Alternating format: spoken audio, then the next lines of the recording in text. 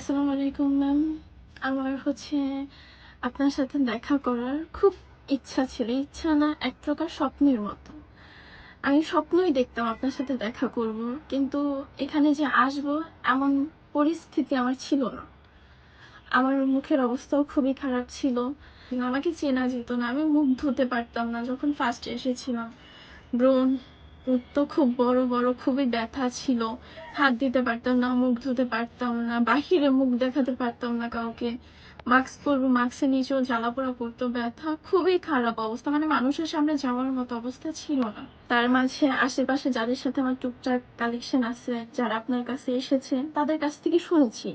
আরো ভরসা পেয়েছি, আরো স্বপ্নটা বেড়ে গেছে আসার জন্য। আগে তো একবারে কুচকুচে কালো ছিলাম। এই ট্রিটমেন্টের ভেতরে আমি অনেকটা গ্লো দিচ্ছে, অনেকটা ভালো হয়েছি। সো ম্যামের জন্য দোয়া করবেন। ম্যামের দ্বারাই অনেক মানুষ ভালো হয়েছে, কিন্তু আমি নিজে ভালো হয়েছি।